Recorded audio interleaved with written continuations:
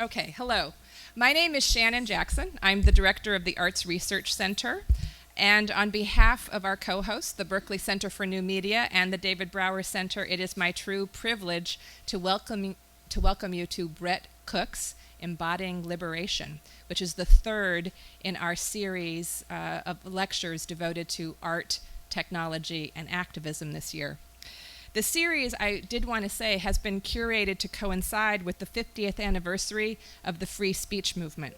Yes, and it gathers artists and organizers who work in different artistic mediums, those who represent different generations, and whose connections and sometimes disconnects to and from the political themes of the free speech movement vary widely. Thus far, we've heard from SFM activist and Grateful Dead lyricist and EFF founder J.P. Barlow, and last week we heard from Maya Lin, whose own political engagements have ranged from the Vietnam movement, anti-Vietnam War movement, all the way through to the contemporary environmental movement, and whose aesthetic responses to these and other political themes are always rigorous and complex. And with Brett Cook, we welcome another artist, an artist who is an educator and organizer whose work has been shown and activated. His work isn't just shown, activated widely throughout the Bay Area and the United States. Brett has received numerous awards, commissions, and major residencies, and I'll only list a few: the Richard Diebekorn Fellowship, a Blade of Grass Foundation, a fellowship he holds right now, the Smithsonian, the Walker Art Center, Harvard University, Maryland College of Art, Amherst, and he was recently the cultural ambassador to Nigeria for the Department of State's Smart Power Initiative. Those are just a few of his many credits. Brett Cook's practice can be defined by many media and by many sectors. He is a painter. I know we'll hear more about it, but he got his degree from UC Berkeley and studied with, amongst others, Catherine Sherwood, who is here tonight. Yes, and he is a photographer, a muralist, an installation artist. He's an educator and an organizer. He is a community artist, and to invoke a more recent nomenclature, a social practice artist. Excavating the stuff of the social, he finds activist potential in images drawn by local youth, in stories shared by neighbors, weaving connections amongst art sectors, social service sectors, and educational sectors.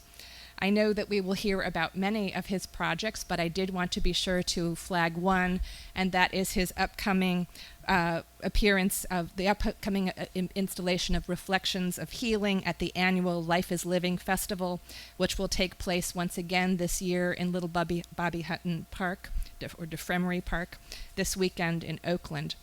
By citing this work in a site that was an historic base of operations for the Black Panther movement, it seems to me that Cook's work offers us in this series an opportunity to reflect on the connections and perhaps some of the blind spots of both past and contemporary social justice movements, especially as they engage movements for civil rights.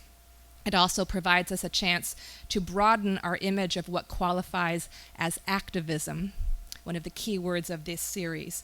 Perhaps even to ask ourselves what more lies behind the fist that we use to adorn our poster.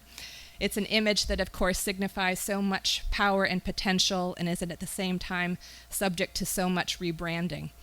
Little Bobby Hutton Park was the site of historic rallies and protests, and it was a site where the Panthers inaugurated innovative food clinics, food programs, and free health clinics, a site that connected the spontaneous image of the activist fist with the ongoing activist practices of feeding and caring and teaching that sustain a people for the long haul. I admire Brett Cook as someone who is in this for the long haul. Someone who is in the midst of a long haul even now as he juggles so many projects and appearances all throughout the Bay Area this month. And I am so thankful to Brett that he's taken time to incorporate and widen his practice to include a conversation with us. Please join me in welcoming Brett Cook. Awesome. That was awesome. Thank you. Thank you. Thank you so much. It's great to be here. What I'd like to do, I'd like to start my talks by taking 3 breaths together. So if you can, please take everything off your lap. Put both your feet flat on the ground. Okay. And let's take 3 breaths together. Okay. So breathe in and out. In and out. In and out. Thank you. I did that for a couple reasons. The first reason I did that is because there are some yogis that say we only have so many breaths in a lifetime, so I'm trying to make us live longer. At least I'm trying to live longer. But the second reason why I did that and why I like to start my talks this way is what we just did was a collaboration. So I used to think collaboration meant I have an idea, you help me do it, that's collaboration.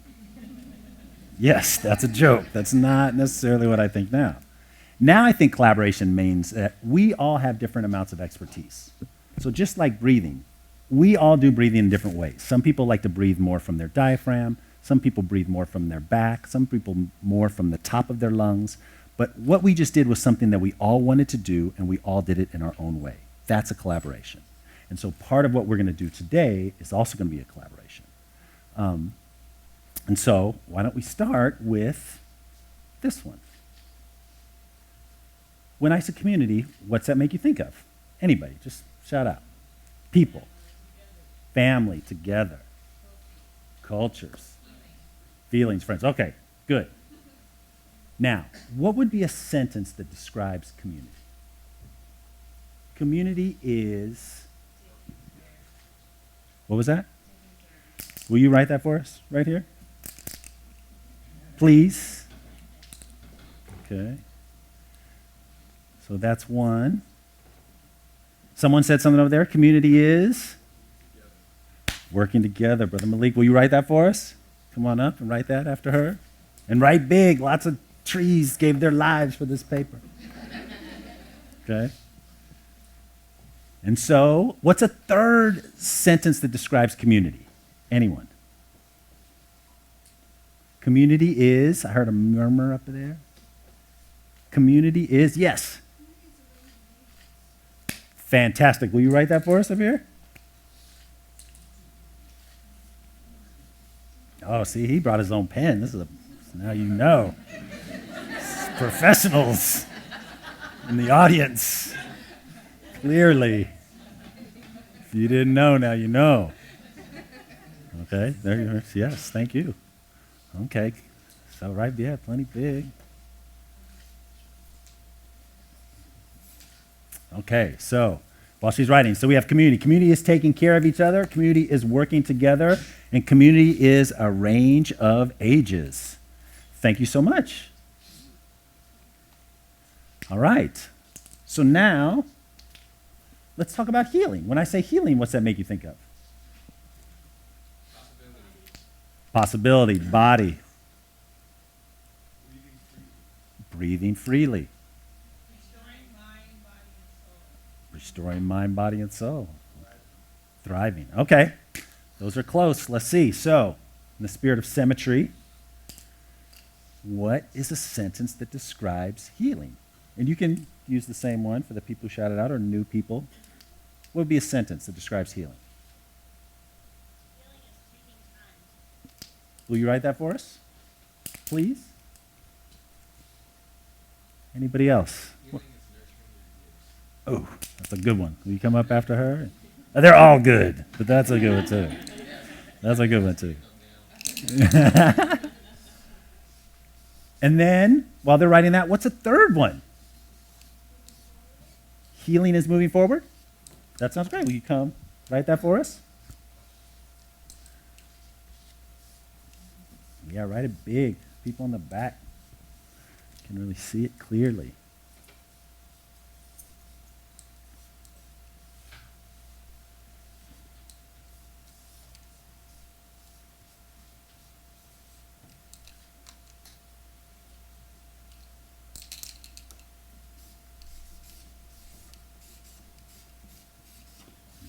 Big block letters, nice. It's another professional. There's a whole bunch in here. Thank you. All right, so healing, taking time, nurturing your gifts, moving forward. Okay, what we have just made is a rubric. What's a rubric? Anybody? I know there's a couple people I've talked in your class before, you know. What's a rubric? Nobody. It's a guideline or a criteria within which you judge or evaluate. Exactly. I call it an assessment tool. So for most people are familiar with the rubric. A through F is a rubric. So that's a rubric that someone uses this assessment tool to see how well you do in school. If you do well, you get an A. If you do not so well, you get an F. My issue with that as a rubric is that, one, it's hierarchical. That to have A's, you have to have F's. And the other thing about that is that that's something that someone does to someone else. So I, for whatever empowered reason I get to, grade you and make an assessment about you. So what we have just done is we've made a rubric that we're going to use for some things that I'm going to show you. And they weren't determined by me, they were determined by all of us. And now let's use it to look at some things. What's this make you think of? Okay. Professionals and confident people in this audience. This is good. Washington, D.C. Invisibility. Okay. Okay. This is Berkeley. So, actually, this is not Berkeley. This is the faculty club at Harvard University. And the reason why I show you this, for a number of reasons, there's a couple punchlines, but the one punchline is, for me, this is what I thought art meant. I grew up thinking that art was this thing that was primarily of men, it was primarily portraiture, it primarily existed in places that not everyone had access to. And so it kind of were these kind of unsaid things that just kind of informed the way that I was raised. My parents, I'll talk about them in a minute. Let's look at our rubric. Community. Communities taking care of each other? Maybe. Maybe. Community is working together? Maybe. Yeah. Community is a range of ages? Not so much. Not so much. I don't know about the faculty club here, but there you could maybe go once a year as a student. Healing. Taking time? Okay. Healing. Nurturing your gifts? Is that nurturing your gifts? Moving forward. Okay. There are no right or wrong answers. Okay. But it's important, I think it's important just to give a little context about art. So like I said, that is what I thought art was about. And when I think about embodying liberation, part of it's a nod to Shannon's, I think there was a periodical you used to write about. There's a bunch of things I've kind of woven into, but I think about embodying liberation. You know, so much of portraiture was about embodying a certain kind of power. And so here is actually an altar in Oaxaca. And here you have, like so much Western art, this kind of iconography of this man bigger than you that you look into. And again, this may or may not be representative of what you think that community is in Oaxaca, but it's kind of a representation of a lot of how I unconsciously learned about the meaning of portraiture, of embodiment, of artistic practice. Here's another one. This is actually Lafayette. This is in Prospect Park. And so here is, this image outside of this man. And again, bigger than you. And the slave is holding his horse. And where's the place that everyone connects to this art? Look at the sword. Everyone's touching the sword. Or here's another one I show a lot. This was in Cambridge, and this is Lincoln and Washington. And so here's this monumental statue of this man, white man, bigger than you, and you can't touch it. We're going to put a fence around it. You can't get close to it. And so someone said, well, let's do murals. So here's Darrell Wells. She did this mural in Los Angeles, and it's, multi-ethnic, and it's women. They got a picture of ancestors in there. So people said, well, do this murals, and then somehow that'll make it kind of this different thing. But a 16 by 16 foot painting in a gallery is called a painting. And a 16 by 16 foot painting outside is called a mural. What is that about? Sometimes I think it's about the people who do murals, they don't have their MFAs. They are community members or children or people who are invested. Or sometimes, like this one by Johanna Pothig in Chicago, it's not in a white box that only a few people have access to. It's outside, 18 stories tall in Chicago where everyone can see it. Or sometimes, like Women Who Work for Change, it's radical. So this one in Brooklyn, you see Shirley Chisholm on a horse with all these radical women working for change. But there were these three guys, Diego Rivera, Orozco, and Siqueiros, who were kind of like, they're kind of interesting in that here's Rivera and he's a muralist. And so here's this piece he did, and here is Zapata, the agrarian leader, with the worker smiting the landowner. And so on the one hand, here's this really political, kind of where a lot of the fundamental ideas about muralism comes from, and yet this is in the Museum of Modern Art. So for them, they're kind of muralists that people think of as real art, but I think there's still this kind of pejorative notion around those kind of objects and that kind of making. And then you have graffiti. I love Jim Pragathi says some of this stuff. You know, graffiti comes from the Latin word graffiare, which means a scratch. Some people think those first cave paintings in Lascaux were the first people putting up their tags. Or Jim talks about when you go to the cliffs in New Mexico where the conquistadors put their name. Or when Alexander the Great conquered all the way through Europe down into North Africa, he put his name.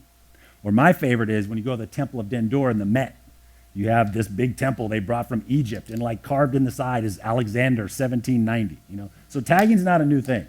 People have been tagging a long time.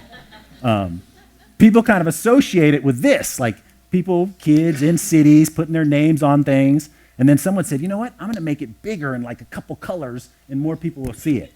So here you have Shock and KR in San Francisco in '93 doing these really big tags. And then someone said, I'm going to make it super big with lots of colors and lots of people will see it.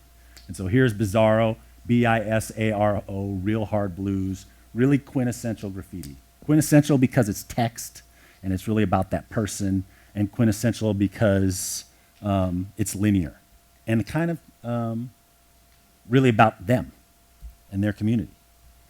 So is this graffiti. Here's Barry McGee. These are Muni tunnels from 1993. Some people would call this graffiti, and within that culture, there is a certain value for it. But a lot of people, when I think about free speech and thinking about the ideas around this talk, you know, many people identified early that graffiti is a type of free speech. It's people taking their own initiative to say what they want to say. But what about this? This is in Brooklyn, near the Brooklyn Library, and so that neighborhood over there, it's changed, but that neighborhood used to be kind of primarily West Indian, some Hasidic Jew, primarily West Indian, a little bit West Indian, more mixed as you go to Park Slope. Not a lot of French people in this neighborhood. So Mondrian's not, you know, doesn't really make sense. And there's no cows in Brooklyn, okay? So I show this because in a lot of ways, this is a really violent artwork. You know, because this artwork exists because the Public Art Fund had the resources to put it wherever they wanted. This is not something the community asked for necessarily. It's not something they wanted. On the one hand, the Public Art Fund got more support for this project than anywhere. It's a copy from Chicago. Chicago did it first because they used to do cows. So New York's like, we'll just do cows too in New York. And so there were all these people who were like, oh man, it was great. I visited New York. They had all these cows. It was awesome. But it's totally, I think, part of the reason why people think art doesn't matter. Because in this case, it doesn't. It doesn't speak to the people in that community. It doesn't come from their interests, from their needs, doesn't reflect their image. It doesn't embody any kind of liberation to the ideas or the issues that they have in that place.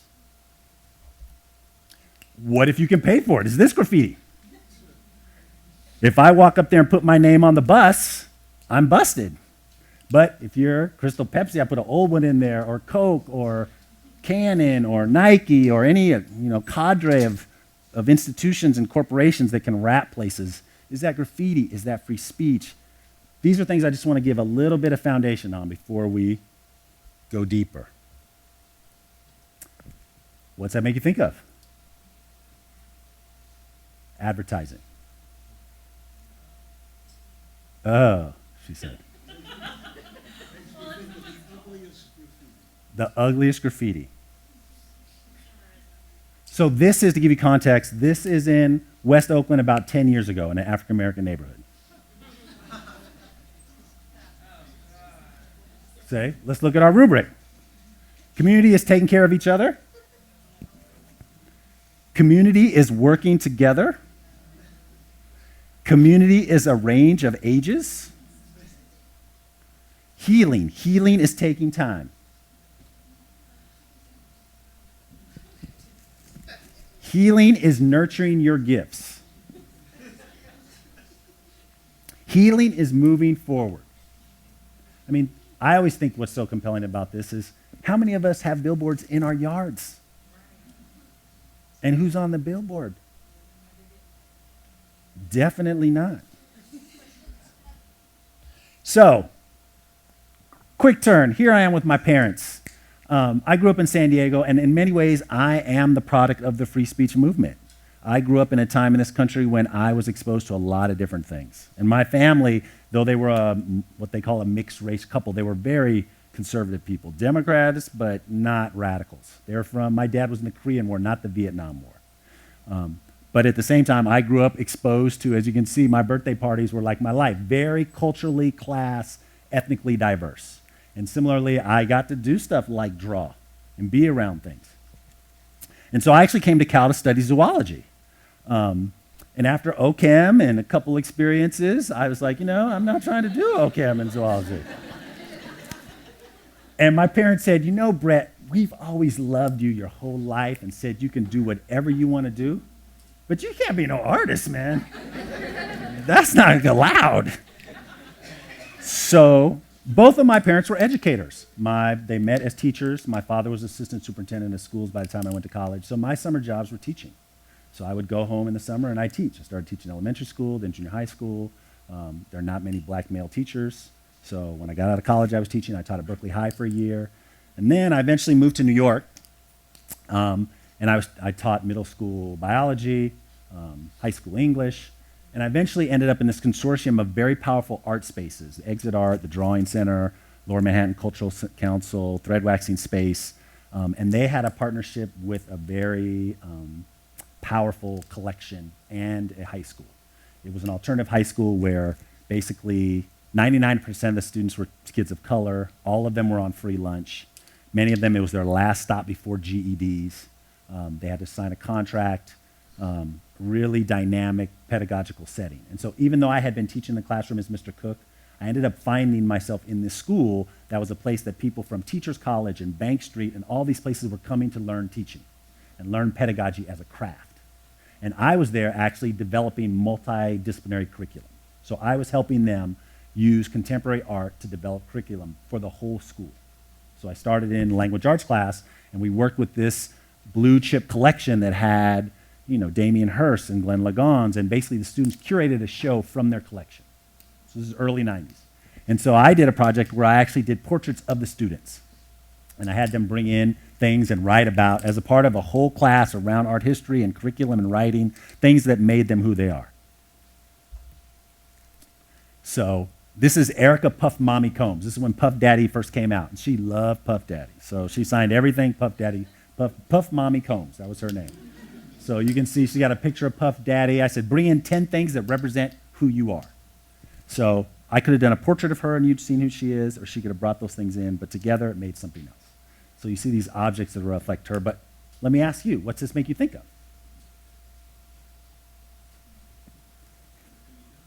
What was it? Okay, working together. I shouldn't have said so much, but that counts. What else did it make you think of? Oakland, okay. What is it? Okay, vibrant originality. She was from, that's interesting, she was from, I think from Brooklyn.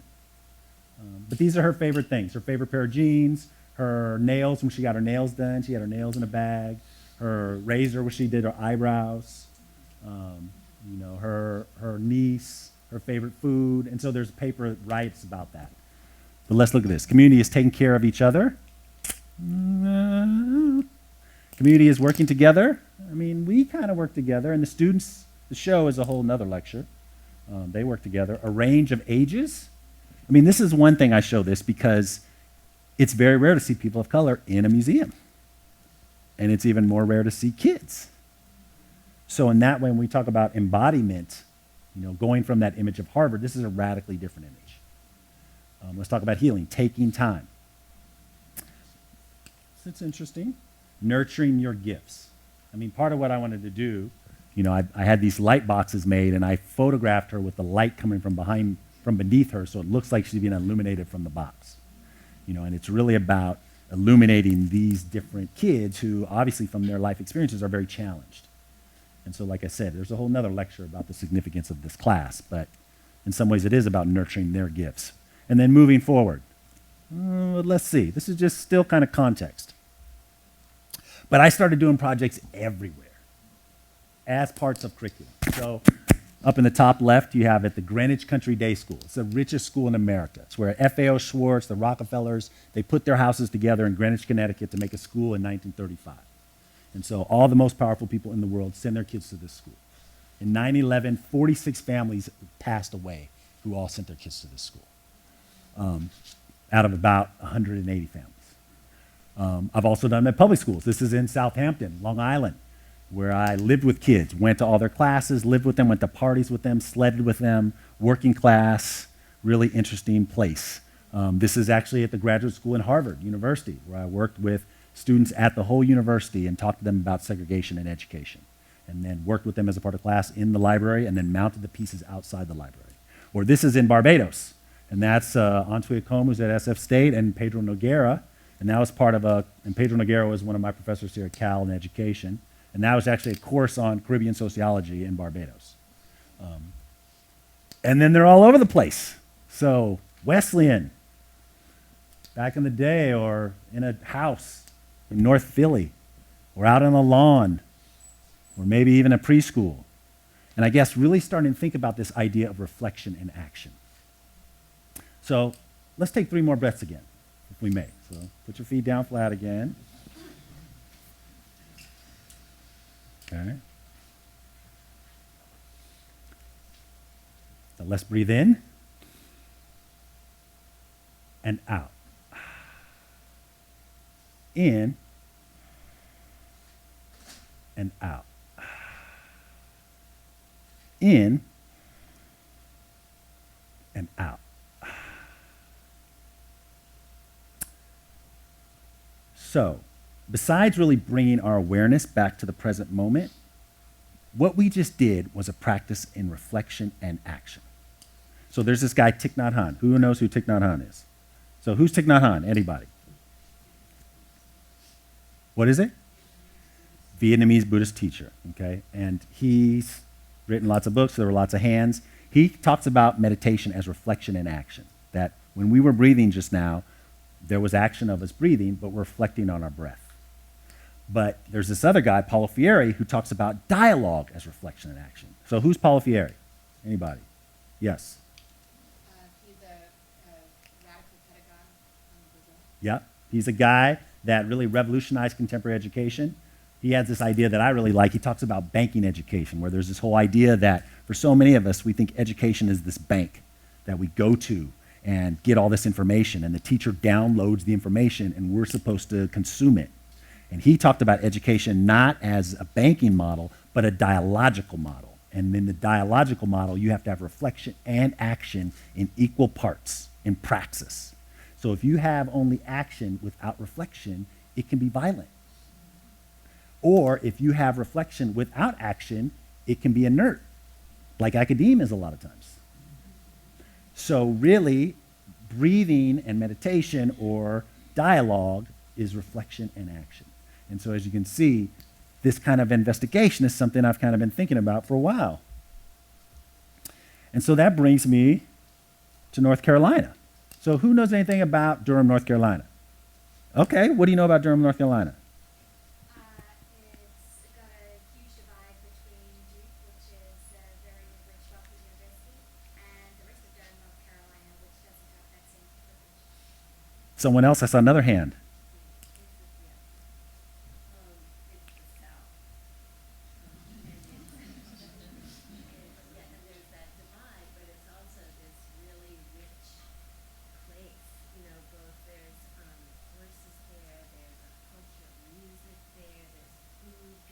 Can you guys hear that over there? Okay. It's an incredible Southern culture. So one of the stories I like to talk about Durham is Durham was a place that, unlike a lot of the South, part of its strength was not just based on plantations and slavery. Its power was really built through tobacco.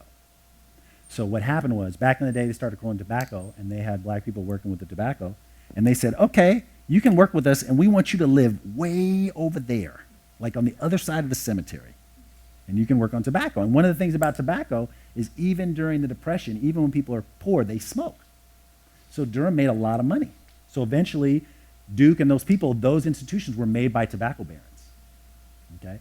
But then what happened, because those institutions are there, you have people come from Southeast Asia or from all these places to go to these institutions. And so what happens is you have what they call the New South, which is in a lot of ways what America is that you have this whole polyglot of people in this place. And so what happened was, like people were saying, you have migrant workers there who the Bloods are stealing the stuff from because they don't have any papers. Or as she mentioned, the richest student body population in the country is at Duke. There are no scholarships at Duke unless you're playing basketball. So you have this rich population in what's really like an Oakland, a black city in the South. And so basically they said to me, look, we have all of these issues. We have the black neighborhood that used to be over there, now is right next to the campus because the campus is expanded and all the grad students are moving into the black neighborhood, kicking all those families out. But all the Bloods are still making everybody scared.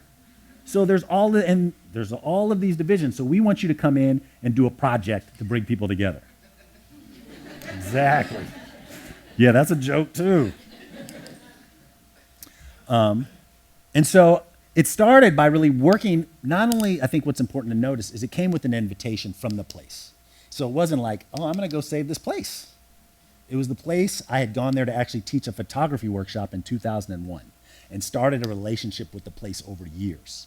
And then spent time going back and forth to the place before I started a project. And then worked really tightly with a woman who had been raised there, who had left and come back to bring the community together. And we worked with these consortium initially people and brought these people who would never be in the same room together because of class, because of race, because of the issues about Duke, and asked them to contribute things about their community that they would want. And so this is what they came up with. They said they want to foster respectful partnerships, they want contemplative time, history and purpose, neighborhood engagement, compelling presentation, tangible information, connectedness, and fellowship. Okay? And so then I kept going back. So I spent a year just going to that place. One time I would go and I would meet with the provost. I'd speak at our history department. I'd be at the university. The next time I would go to the mosque. I'd go to the chicken shack. I'd hang out at the taqueria. And did that before I eventually went and taught a course there that was both a fellowship at UNC and Duke that had both faculty, students, and staff from both universities in the course. That was a multidisciplinary course. And let me just show you this. Okay.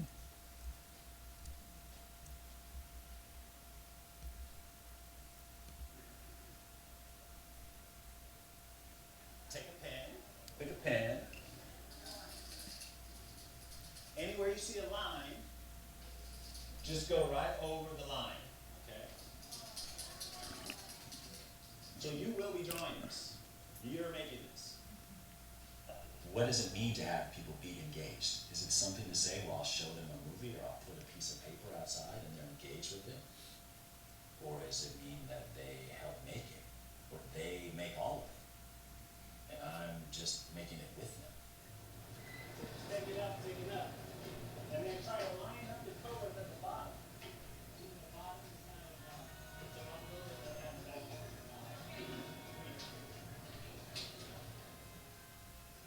From before I started at the center's had a relationship with the West End neighborhood and with the Quality of Life Project. Quality of life was a way in which we realized that part of this West End was built upon relationships, neighborhoods that have been working together with issues that related to the community. We have engaged in various projects to document the stories and the ideas that have been shared with us as important stories for the I'm neighborhood. Catherine. in southwest central Durham. Quality of My name life. is Dorcas Brad. This Quality of life in southwest central Quality of life to me would be an environment. We've been real pleased at the products because they were generated by asking the community what they wanted. And the same is for what's happening with Brett's work. Part of this is a research project that starts with learning about the place. Let's learn its geography, let's learn its climate, let's learn its cultural history. My work started the first time I came to Durham. Brett spent a year getting to know this community. We went to the Quality of Life Project steering committee and we said, we have this idea that we could take what we've learned about the history of the neighborhood, about the feeling and the soul of the neighborhood, and we could ask to become a part of a project that amplified that. What I was hearing people saying is like, we want people to be more connected. We want people to be in relation. We want people to authentically know each other and care for each other. It's not about reacting to things that are negative. What's something positive that I want in the world? That drives a lot of my practice. Here's the wire right here, see what that looks like. What these projects are doing is they're creating an architecture for lots of people to be invested in these things and collaboratively transcending age and gender and different disciplines of expertise, be participants. And so I think we're talking about, 25 years of time of refining this notion of, well, I just put something outside for people to see, to how do we create things collectively so that we're all engaged.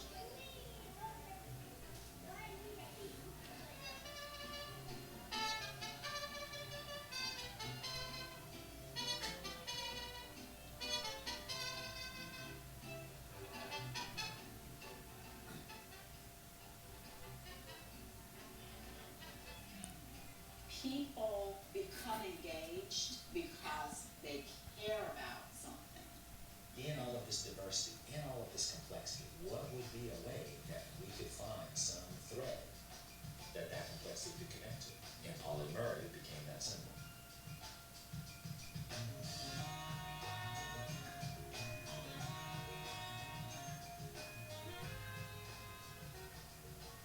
People now, because of the murals of Paula Murray, will now begin to read about her or know who she is.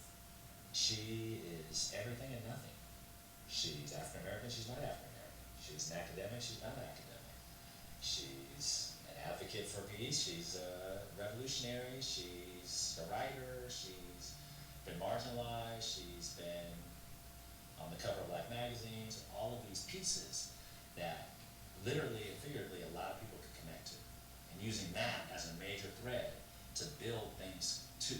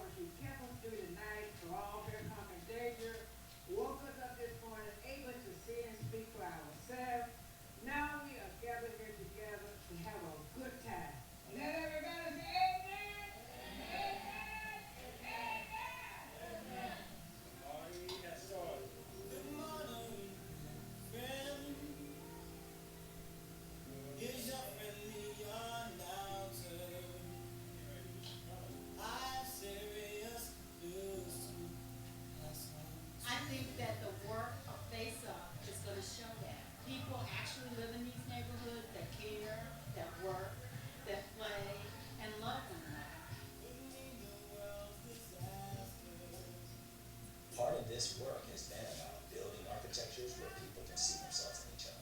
Oh, we have quilting. You become more like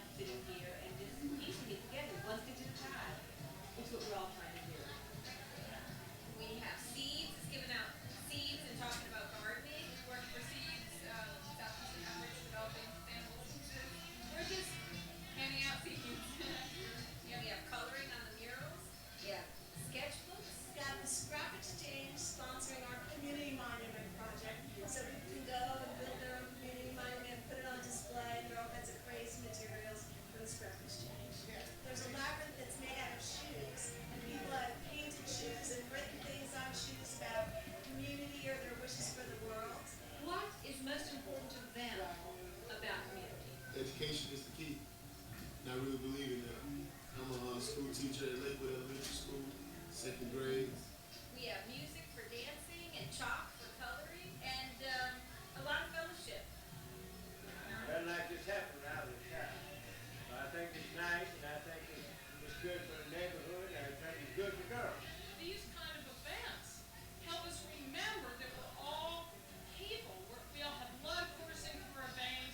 We're all breathing the same air. It's expression. It's ideas. Everybody has ideas, and everybody can express themselves. You can do this. Anybody can do this. This is not about me. The lesson in this is not to be attached just to the objecthood, but practice another way of being in the world. Brett refers to these pieces as the debris of our work together, that the pieces are not the thing, that the relationships are the thing, and that the community is the thing. It's not a beginning, middle, and end. Yeah, Brett's appearance on our scene, absolutely. That particular influx of energy, absolutely. But this bigger goal of building a loving community, I hope it never ends. If I keep on doing my work, and Barbara keeps on doing her work, and if all of the people that participated in this project continue to do the work, you can't stop. You have to keep on tending it. That's what community is.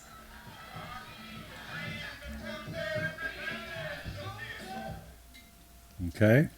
So, thank you. Thank you. What did that make you think of? Other definitions. If we had more time, I would do some more definitions. Working together. What else? Love. We'll come back to that harmony. Paying homage. Let's do the rubric. Community is taking care of each other. Community is working together.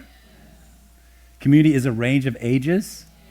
I mean, where do you get to see newborns and toddlers and elementary school students and junior high school students and high school students and college students and graduate students and elders in the same place? So rare. Healing, taking time. We'll talk about that some more. Nurturing your gifts. Moving forward. Let's look at their rubric.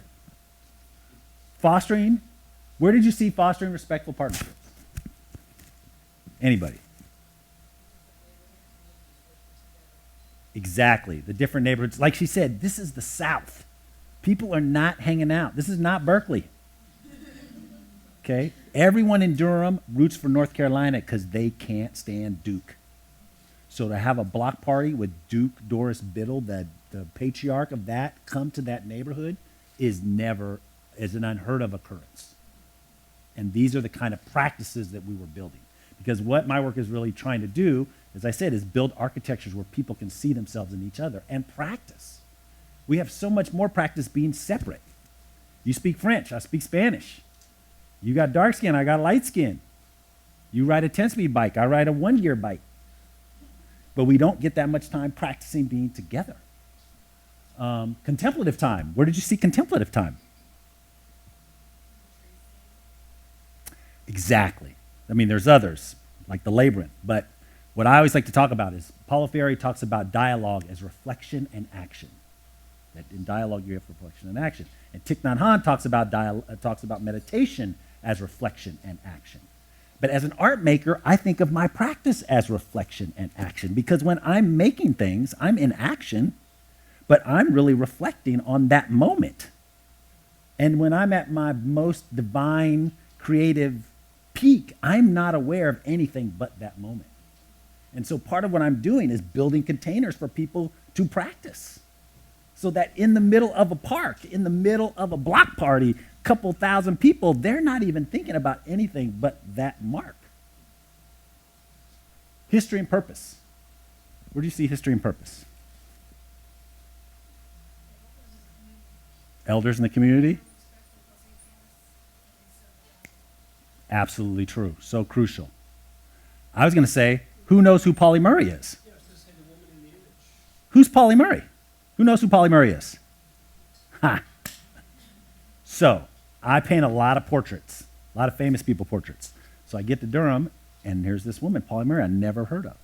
So Pauli Murray's born in Baltimore, but moves to Durham when she's 3, early 20th century. She wants to go to UNC, but she can't go there because she's black. So she ends up going to, now I'm having a moment, CUNY. So she goes to CUNY, gets her undergraduate degree. She wants to go to law school at Harvard. She can't go there because she's a woman. She goes to Bull. She does a lot of the early Brown versus Board of Legislation work. She was queer, so she's writing about issues around LGBT in the 50s. Then she went back to Yale to get her PhD in Holy Orders at the same, and got a PhD, and went back and was the first black female Episcopal priest in the same church that her and her mother had to sit up in the balcony, in the same pulpit that had her grandmother's name in the pulpit. So on the one hand, she's this monumental figure, tight with the Roosevelts, done all these monumental things. And on the other hand, nobody's ever heard of her. And so she became this vehicle to bring all of these communities together, because people could see themselves in her. Some people, she was local. Some people, she's an academic. Some people, she's a revolutionary. And all these people could see themselves in her. And think about it. What would it mean to have an image, even in San Francisco, of a gay woman 5 times in the city? Where does that exist? And this is in a city that has no mural tradition. But it's not about some radical attack against anything. It's really about, this is embodying liberation. This is the world that we want to live in. What else are we doing? Oh, neighborhood engagement. Where did you see that? Okay. Compelling presentation? I hope so. Tangible information? Where did you see tangible information?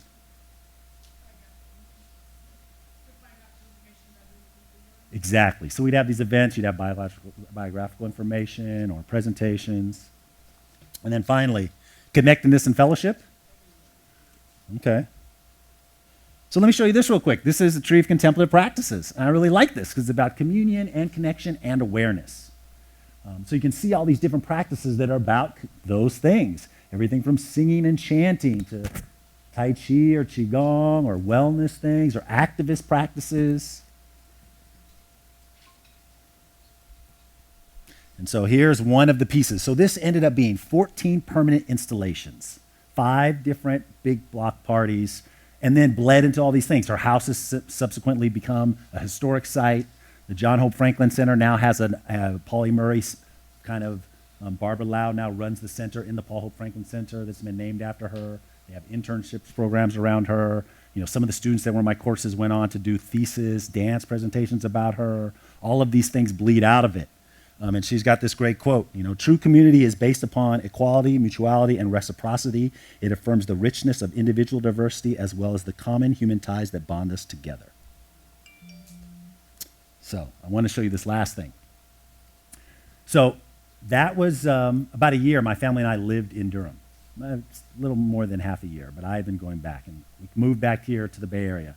And I had some friends, Mark Bamuthi Joseph, who was artistic director at U Speaks, and Hadari Davis, who I went to Cal with, taught at Berkeley High with, who was also in the education part of U Speaks. And they said, look, we want to do a green festival in the hood. Everyone's talking about Van Jones and doing stuff. We want to do a green festival in the hood. We have no money. It's in 3 weeks. Will you help us do it? And I was like, no. But not just because they had no money, but because, in my understanding, these things aren't about events, they're about relationships, and relationships take time. So for the first one, it was piggybacking on a graffiti battle that a longtime guy I had painted with in Oakland when I went to Cal, had this international graffiti battle. So U Speaks was kind of piggybacking on this graffiti battle to build this event. And they spent $1,000 to have Most Def and all these things come to the park. And so I was like a judge for the graffiti battle, and I kind of was just checking it out, but they knew I had been doing this work. And in the middle of Most Def, I walked over to where this guy, Keith K.W. Williams, had basically, out of his own love, started this skate park. And so the middle of Most Def, all the hipsters are watching Most Def, and I go to this park, and there are like 350 kids skating. The park had just opened, and they did not care about Most Def at all. And for me, it was such a quintessential model of great community work, because that's what the community wanted. But it's important to contextualize, and Shannon, you did this well. This is a part of Oakland that, of course there have been black people in Oakland forever. But when black people really started to migrate to Oakland, this was a place that was redlined where black people got to live. So the first generation of black people that came, whether they were shipbuilders or so many things, a lot of those people were forced to be in this neighborhood. And then later, this place really became activated by the Panthers. So you see these famous photos or you see footage, and it's them at that building. So when they started Life is Living, this was the least funded park in Oakland Park system. The house needed a new roof. The house was demolished. There was gopher holes all through the place, okay? And so their intentions, although complicated, were really well intended. And so Mark Bamuthi Joseph had got all this money to actually help him do a number of these in Houston, in New York, in Chicago, as a part of a play he did, Red, Black, and Green. That was amazing. And through his process and our relationship, he really became to understand that this really is about relationships, that it's not about just making a big event, it's about these relationships. And so he had Jeff Chang write this great kind of white paper that talked about the ideas. And so in 2008, these are some pictures from Life is Living. And so you start to see all of these there's parts from the graffiti battle, there's Oakland Spokes, the kind of bike group that's here in Oakland. You have all these people starting to come together in what kind of Jeff talks about as the creative ecosystem, or Bamu does too. And so that basically what you're doing is a collaboration. What's your expertise? What's your interest in this community? What can you bring to this collaboration, and how can it make it better than anything we could do by ourselves? And so you have Rock the Bike, all our stages were bike powered or solar powered, multiple stages programming, kids programming, dance performances, theater performances, the Glides choir, just an array of different kind of local expertise. There's K-Dub, and there's at the skate park, and we have a petting zoo and a kids zone and aquaponic growing and all of these different things that are really about building these relationships. And so what started as this event, now 8 years deep, has really evolved. And so now, let me show you this real quick.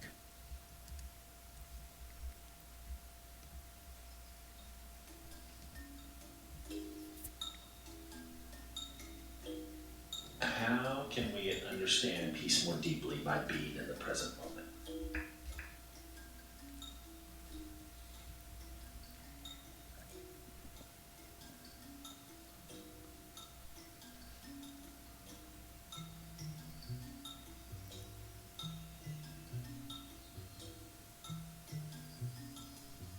Reflections of Healing is a project that focuses on an array of people whose work or legacy is about healing.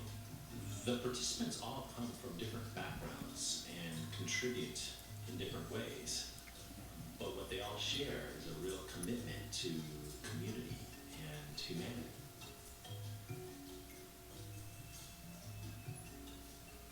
Part of the concept of the project is to build a dialogical container where people can both reflect and act out ideas about healing.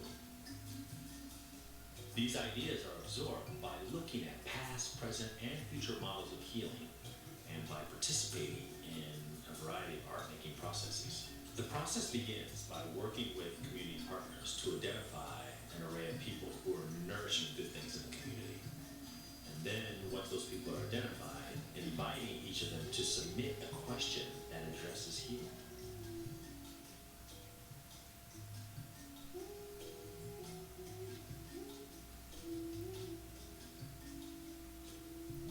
Then combine all of the questions together and interview each of the participants with their questions. This allows the participants to dictate the content of their conversation. I also asked each of the participants to give me a picture of themselves as adolescents. Those adolescent photos became the source for original drawings on acetate that were projected, and with the help of the models and their friends, were enlarged to create a portrait of themselves. These original portraits were installed at Life is Living and situated across the footprint of the film as a way for people to color them and also learn more about the subject and their contributions to healing in their community.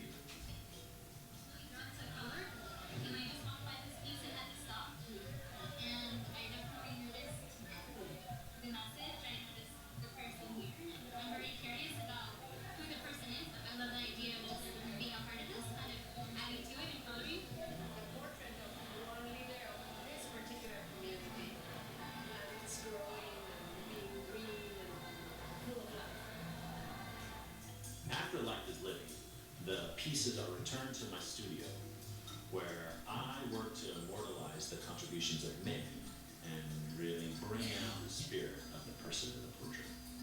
I really like how it highlights certain individuals who may be super involved but not necessarily recognized. They feel like monuments. The people become monuments. With these images and the messages attached to them, I'm working to build a container where people can reflect and act, where they can be in touch with the present moment and really focus their attention on ideas that are about you.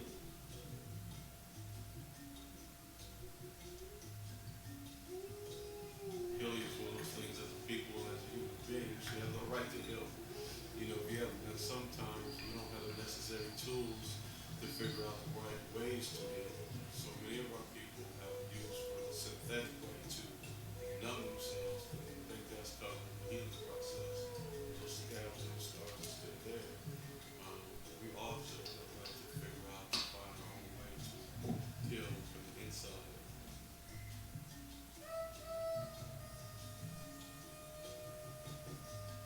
If we're not well physically, we can't do anything. You can't think straight, you can't function, you can't think for yourself, you can't think for your community, you can't determine your own destiny, you can't love yourself, you can't love anybody else if you're physically and mentally sick. Remembrance or reminding ourselves who we are, I say, is the first step to learning to love ourselves. Reflections of Healing, like Life is Living, is really just an array of micro experiences where people can dialogue and work together and interact with individuals they've never met before, and in the process come to the realization that there are countless people in their community doing amazing things to promote healing. By celebrating community healers in image and focusing on their ideas and concepts about healing, we're actually magnifying the effect of their work. True dialogue is trying to have this balance where you have both reflection and action in equal parts in praxis. Ultimately, Reflections of Healing is an effort to make a praxis where people can both reflect and act for their own transformation.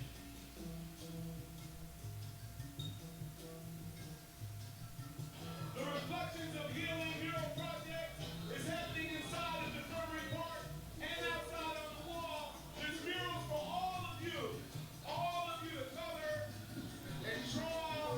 There's all kind of pastels and material. So please go up those stairs into that room and check that out.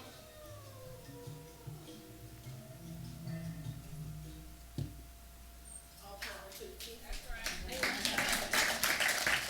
Okay, we're almost done. Staying on schedule, got 6 minutes. What'd that make you think of? Nothing. Made you think of privilege. How so? Reflection is something that I'm always considering and depending on those classes and the kinds of resources we have determines whether we want to reflect and what depending on the system.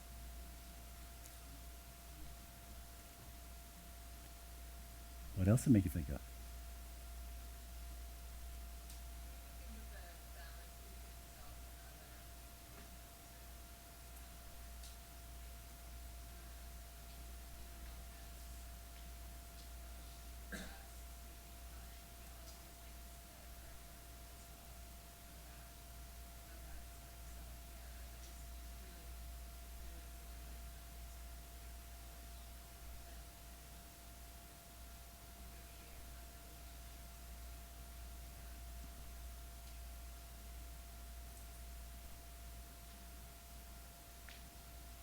That makes me think a couple things, but let's look at our rubric. Community is taking care of each other. Community is working together. Community is a range of ages. Healing, taking time. Healing is nurturing your gifts. Healing is moving forward. I mean, one of the things, and I think, let me just keep going. There's so many things, especially what was just said. But let me show you this. No matter where the oppressed are found, the act of love is commitment to their cause, the cause of liberation. And this commitment, because it is loving, is dialogical, loving. As an act of bravery, love cannot be sentimental. As an act of freedom, it must not serve as a pretext for manipulation. It must generate other acts of freedom, otherwise it's not love. So what I think is powerful about life is living, whether it's about privilege or oppression or lack of privilege, it's done out of love. I mean, one of the real punchlines, last year, I was there with Fabiana Rodriguez, Jeff Chang, a bunch of really powerful national, international players. And we were like, you know what? No one from the art world is here. We've been doing this for 7 years. There's no one from MoMA here, no one from Yerba Buena here, no one from CCA here, no one from any institutions here. Maybe. Maybe we didn't see you. We don't know everything. That's true. But the point being, it was cracking. And the point being is there's always an underground. If I only look for what I see above in popular culture, I might not even know this exists. But there's always an underground everywhere. And a lot of times it exists because people do it out of love. And what about Bobby Hutton? So who knows the story of Bobby Hutton? Yeah, tell us the story of Bobby Hutton real quick.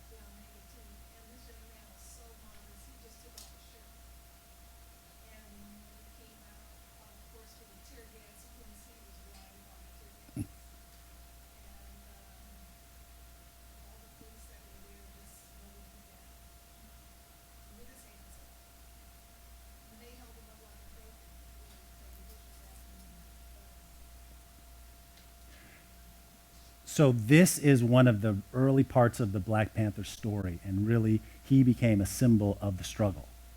And so Infirmary Park, for the long time by the people who lived there, call it Little Bobby Hutton Park. So for me, it goes back to those, amongst many things, it goes back to that image from Harvard. Like, what does it mean? What do our heroes look like? And how do we immortalize them? And what does it mean to embody them? And not just, it's enough to do it just for our community. And what does it mean beyond our locale, beyond just Oakland? Particularly when you have these themes that are reoccurring and et cetera. Who knows what this is?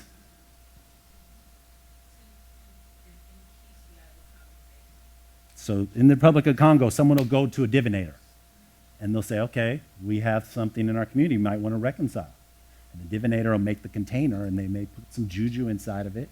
And in some instances, it's made only by the divinator. In other cases, people from the community will actually put the nails in, or they'll put fabric around it, or it's part of their process of really being involved in that healing.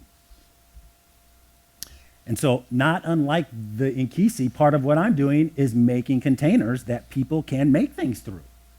It's not filled with the spirit of the dead, it's spirit of the living. And this talk is a talk I've been doing all throughout the neighborhood, literally. The East Bay YMCA, East Side Arts Alliance, the Museum of Oakland's Administrative Committee, as well as the Curatorial Committee, the Oakland Asian Cultural Center. And so what started as a reflection of healing in 2010 as a way to be a part of Life is Living has now gone on iterations every year. And out of my own love and interest in diversifying the images and stories of healing in this landscape, we've now stretched out to all of these and other institutions to bring them into this ecosystem so that we can all practice together. And so the latest iteration is another batch of people that they selected. So really, I'm in service to these people. Unlike the first batch, I'm asking them to give the people, they come up with the questions, I interview them with the questions. And so at Life is Living, those are going to be there this year as cubes that people will have process walls on they can write on, as well as a lot of other dynamic things. Some people in the room are going to be contributing there. It's really an ecosystem. And this year, I didn't really want to do portraits. I just wanted to do a wellness clinic. So I'm going to have curanderas there, herbalists there, acupuncturists there, all these things that are really literally about healing. People who've been doing these really amazing women's clinics throughout the Bay Area, in Richmond, in Oakland, are going to come and give free services to people who come there. And then the cubes come down, and then they're going to go be put around Oakland, the Oakland Museum for a year.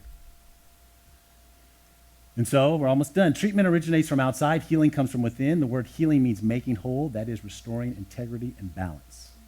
So that's actually me harvesting some Aurelia up in the mountains. And that's some other pictures. It looks like we're doing nettle up there. But I guess what I'm saying is, like, for me, I started to have to understand that you can't just talk about things. You have to be those. I have to be those things. So when I was younger, what'd you say? It is. Has it been? It seems like it has been for me anyway. Thank you. I thought it was my ear. Just stole my, like, the deepest part of the talk. But I guess what I was saying is that when I was younger, I used to think, and part of it came from my training, that, like, okay, there's all these things messed up in the world. Let me tell people about it. Here's something that's messed up. Let me tell you about it. Here's something that's messed up. Let me tell you about it. And then I started realizing, like, you know what? A lot of times that's not really changing things in my world. It's making me be really bitter. And it might be more interesting to think, how can I make the world more inclusive? How can I make the world more peaceful? How can I make the world have images of multi-ethnic people, of black people, of kids that I don't ever see? And then I said, I should just be that. And then it exists. And so similarly, healthy, for me, it's as much about how do I be a healthy partner, a healthy father, a healthy member of the community, a healthy neighbor. And that's really at the core of this work for me.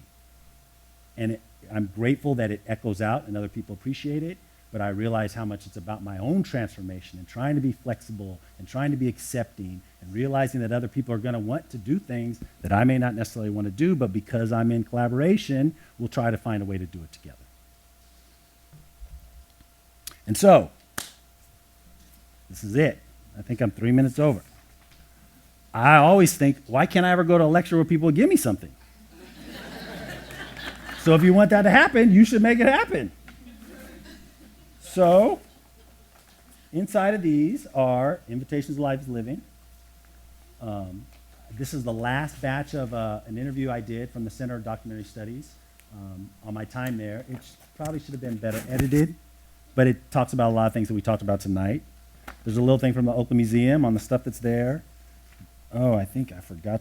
This one doesn't have one, but a bunch of them should have, you know, in addition to the many things that came out of Face Up, the Chamber of Commerce printed 50,000 maps with locations of all the murals, with descriptions of the process, and I think those are in there too. Just not in this. Oh, yeah, it's in there. I feel something in there. Oh, and there's reflection of healing cards. Oh, the maps. Yeah. There you go. So let me show you a map, because you are about to get one. The maps are tight. So you got a picture on one side of where all the installations were, picture on the other side of the finished pieces. So I share these out of really deep appreciation for your time. Take one and pass. You want to give some of these out? Yeah.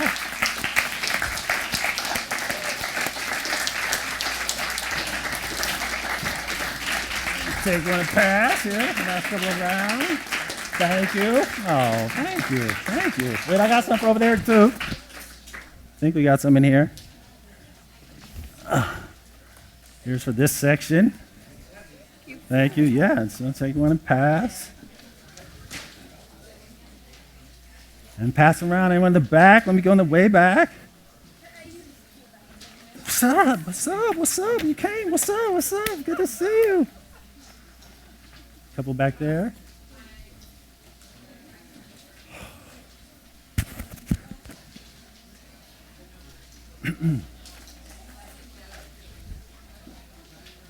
Everybody get one? Anyone not get one? I have one.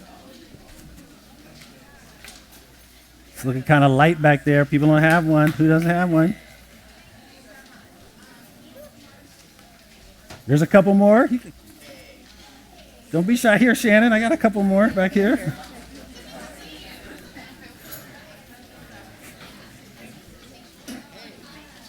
So they do, is that it? Do they do questions? We leave? I had a question for you. I don't know. Is that how it goes? I think we're going to do a couple questions. Yes, have a seat. You don't have to leave. If people want to stay for questions, it looks like Brett's able to stay for a little while longer. And those who have class or other obligations. We also have Microphones.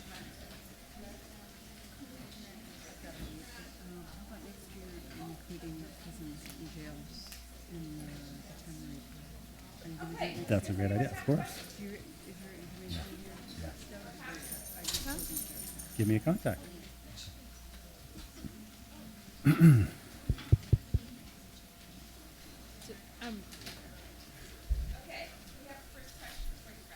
Okay, question. So have you worked exclusively in the United States, or have you worked in other countries with different factions or people who aren't getting along? Yes, I have my shirt is actually my clothing. I have worked internationally. Most recently, she alluded to the State Department recently sent 15 artists to 15 different countries. And I joke, none of us went to the south of France. You know, it was like Kosovo, Pakistan, Venezuela, China. I went to Nigeria. And so, yeah, there's actually some very good documentation. I think it's become harder to find, but there's a short documentary about the work there that was really worth a lecture to itself. Really quite amazing. And the other artists also did amazing things. Yeah. Can I ask a question? And then I'm sorry. I'm just thinking about how much a first hearing of a language of healing or the aspiration to create loving fellowship, et cetera, could be accused of kind of papering over a lot of really difficult stuff, really structural inequities, no scholarship programs at Duke, parks that don't get any resources from the city, et cetera. And there could be some real suspicion about whether the language of lovingness and the language of healing is going to cut through all of that. And at the same time, I'm just interested in how much the tone changed as your lecture changed, and wondered about how you think about stitching those things together. Well, I think, just a minute, I think what I didn't say is, so actually now, and part of it's been in partnership with Lynette, the city councilperson. So now, the house has been redone. It's just been painted, the roof is done, the gophers are out, the skate park is actually being made permanent right now. Life is Living has really become an institution around Oakland. So I guess it's really a reflection of my own practice. You know, I think my practice really is built on that literacy of oppression.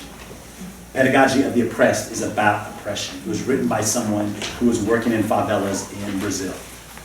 And, like Thich Nhat Hanh says, suffering is not enough. I need more than suffering. And the world that I want to make is not a world of suffering. We all have to suffer, but we all don't have to suffer. We can choose to do something different. And I think what is rare, at least oftentimes, I find that there are a lot more models of suffering than there are of celebration.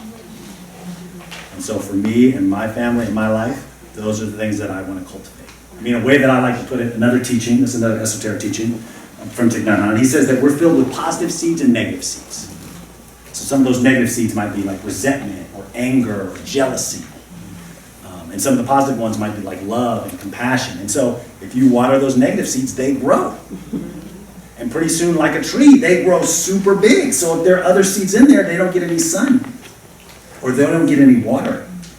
And so you just have big negative trees. Where conversely, if I water my positive seeds, just like a tree, they will grow. And that doesn't mean that those negative seeds aren't still inside of me, but it means I'm really cultivating those conditions in my consciousness, in my reality, and making more space for those to exist in the world. So I think it took time for me to reconcile, like, yeah, some people want to, and even earlier in my career, it was much more about trying to address those issues directly. And I still think I am, but I'm trying to do it in a way that's more proactive than reactive. Other questions? Someone else have one up there? Yeah. Or,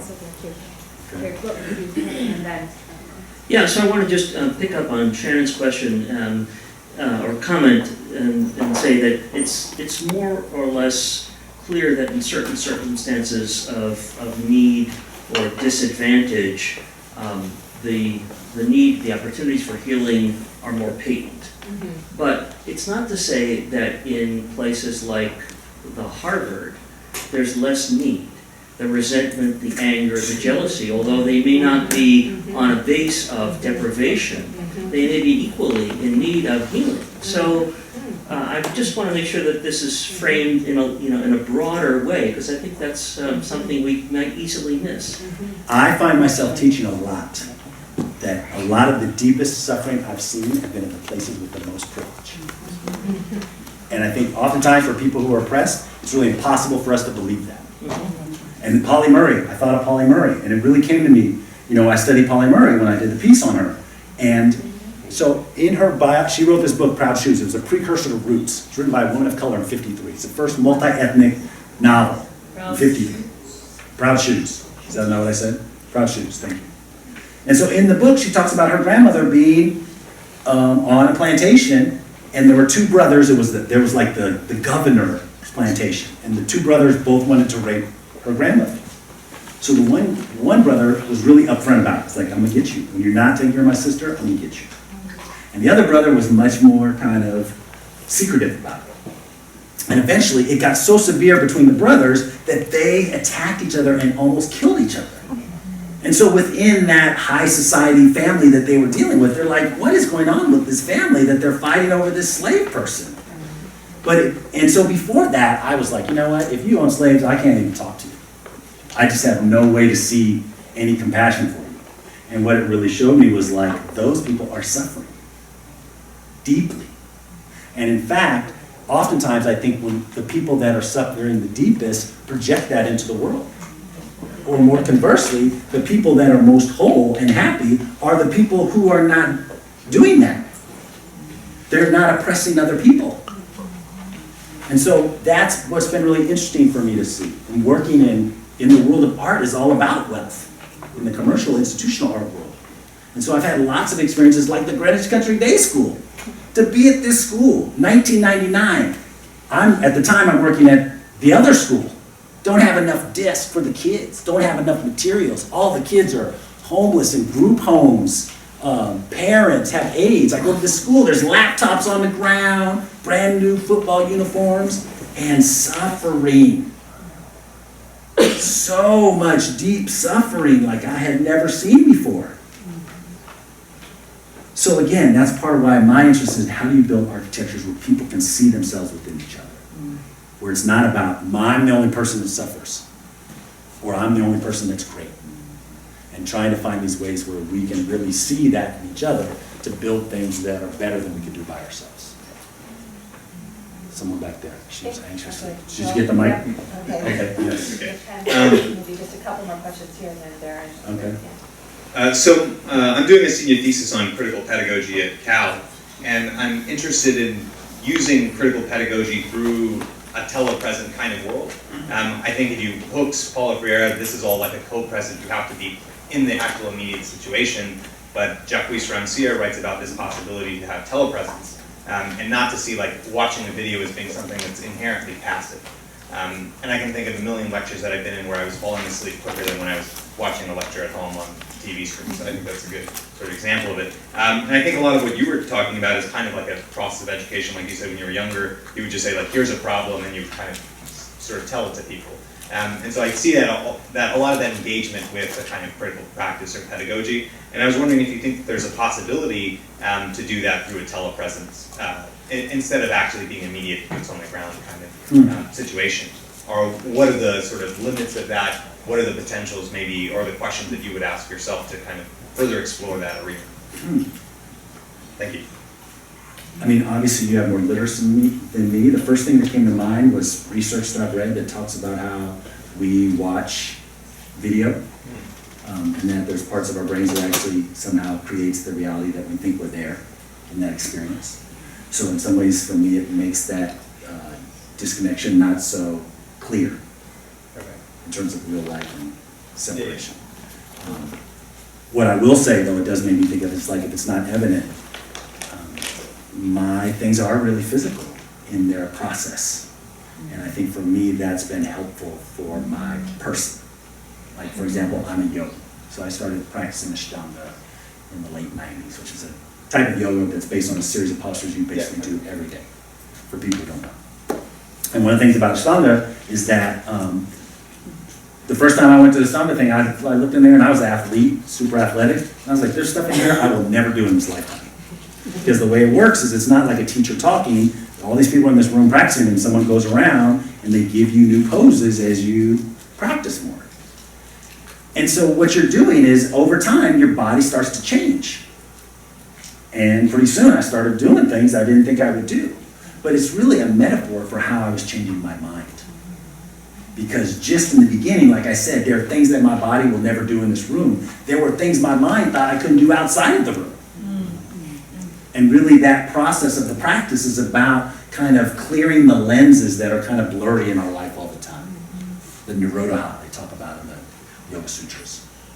And so for me, that physical part in my own life experience, even though I'm dealing with so many esoteric kind of ephemeral things, is still really critical. Just like the Nkisi. You know, that is such a thing and not about the physical, and yet it's through that object that there's this vehicle.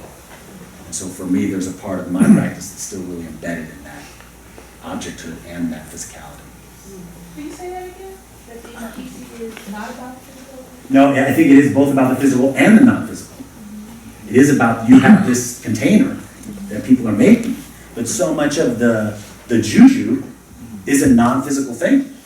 And part of what's been problematic, I mean, even this discussion, I mean, part of why I put these things in there is because, you know, I didn't go to Cal for zoology. I didn't go to Cal to study art, but I benefited from a great art history department. So it may or may not be apparent that I'm literate in art history. I've done Jensen. And there are all these non-Western practices that are part of my practice. And so to look at Nkisi, if you look at it through a Western practice, it's just about that object. But so much of what I'm doing are building these rituals that people practice inside of. That the objects document or are vehicles as part of the action, but it's also in that process that all these other parts of transformation are occurring. How do you spell that? Nkisi? Nkisi. Okay, I'm Okay, afraid real we're quick. running out of time, so we'll have one more. Last one. Yeah. Okay, you have started all these projects, and tending is one of the big bird action reflections you brought up. Do you go back to these places? Because so often I have found, now having a long life, is that some of the things have failed to grow because I didn't go back. So do you find that you have to go back, or have you assigned people to recreate a container to re-enliven that particular thing in Nigeria, in Duke, in Like all the other special practice artists. It was fun. To do something, keep it going when you delegate. I do the whole array. I mean, the way that I'll talk about it, and maybe I'll use the metaphor of my portraits. You know, those portraits, I think of the people that I work with and the portraits in my projects are like my family. So we all have a family. So you have some people in your family you see like every week. Then you have some people in your family you might see at Christmas, or Kwanzaa, or whatever. And then there's some people you don't ever see, but they're still your uncle and you love them. And so in that same way, I think of my projects and my practice. I mean, I've done literally hundreds of things. And so there are some places I still have relationships to. I was just telling Jim, I can go back to Harlem and walk down the street in Harlem and bump into people I know from Harlem. So that's still a home to me. And then I have other projects like, I don't know when I'll go back to Nigeria. But my connections to that place have been so transformational, and how it's informed my person and the way that I see the world. That's obviously going to continue. Well, Brett, we thank you so much.